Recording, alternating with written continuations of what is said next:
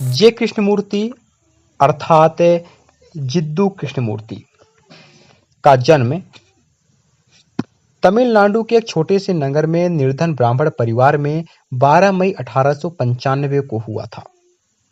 अपने माता पिता की 8वीं संतान के रूप में जन्म लेने के कारण इनका नाम कृष्णमूर्ति रखा गया। श्री कृष्ण भी वासुदेव की 8वीं संतान थे। इनके पिता जिद्दू नारायणिया ब्रिटिश प्रशासन में सरकारी कर्मचारी रहे। जब कृष्णमूर्ति केवल 10 साल के थे तभी इनकी माता संजीवा मां का निधन हो गया था। थियोसॉफिकल सोसाइटी के सदस्य पहले ही किसी विश्वगुरु के आगमन की भविष्यवाणी कर चुके थे। श्रीमती एनी बेसेंट और थियोसॉफिकल सोसाइटी के प्रमुखों को जे कृष्णमूर्ति में वह विशिष्ट लक्षण दिखाई दिए जो कि एक विश्वगुरु में होते हैं। एनी बेसेंट ने जे कृष्णमूर्ति को किशोरा अवस्था में ही गोद ले लिया और उनकी परवरिश पूर्णतया धर्म और अध्यात्म से ओतप्रोत वातावरण में हुई। थियोसॉफिकल सोसाइटी को लगा कि जे कृष्णमूर्ति जैसे व्यक्तित्व का धनी ही विश्व का शिक्षक बन सकता है। एनी बेसेंट ने भी इसका समर्थन किया और जिद्दू कृष्णमूर्ति को वे अपने छोटे भाई की तरह मानने लगी। 1912 में उन्हें शिक्षा के लिए इंग्लैंड भेज दिया गया और 1921 तक वे वहां रहे। इसके बाद विभिन्न देशों में थियोसॉफिकल पर भाषण देने का क्रम चलता रहा। जे कृष्णमूर्ति ने सदैव ही इस बात पर जोर दिया था कि प्रत्येक मनुष्य को मानसिक क्रांति की आवश्यकता है और उनका यह भी मानना था कि इस तरह की क्रांति किन्हीं बाह्य कारण से या बाह्य कारक से संभव नहीं है, चाहे वह धार्मिक हो, राजनीतिक हो या सामाजिक हो। कृष्णमूर्ति के विचार।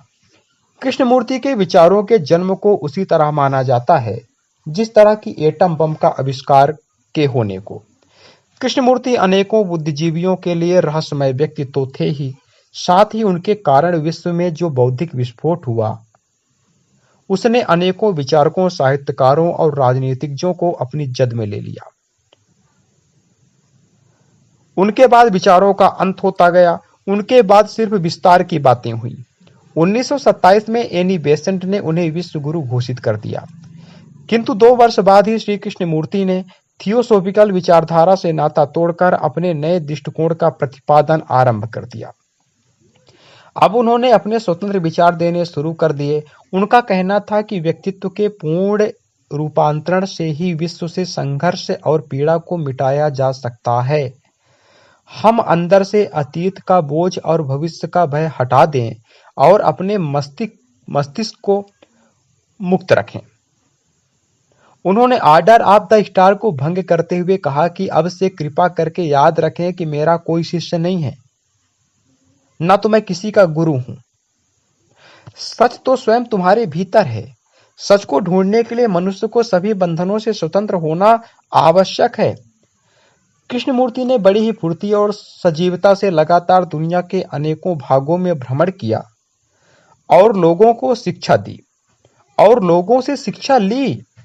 उन्होंने पूरा जीवन एक शिक्षक और छात्र की तरह बिताया। मनुष्य के सर्वप्रथम मनुष्य होने से ही मुक्ति की शुरुआत होती है, किंतु आज का मानव हिंदू, बौद्ध, ईसाई, मुस्लिम, अमेरिकी या अरबी है। उन्होंने कहा था कि संसार विनाश की राह पर आ चुका है और इसका हल तथाकथित धार्मिकों और राजनीतिज्ञों के पास भी नहीं है। गंगा बस उतनी नहीं है जो ऊपर ऊपर दिखाई देती है। गंगा तो पूरी की पूरी नदी है, शुरू से आखिर तक, जहां से उद्गमित होती है वहां से लेकर के महासागर तक, अपने मुहाने तक। सिर्फ सतह पर जो पानी दिख रहा है वही गंगा है। यह सोचना तो ना समझी होगी। ठीक इसी तरह से हमारे होने में भी कई चीजें शामिल हैं और हमारी विश्वास, पूजा पाठ, मंत्र, ये सब के सब तो सतह पर ही हैं। ये सभी सतही क्रियाकलाप हैं। इनकी हमें जांच परख करनी होगी और तब इनसे मुक्त हो जाना होगा। सिर्फ उन एक या दो विचारों, एक या दो विधि विधानों से ही नहीं जिन्हें हम पसंद नहीं करते।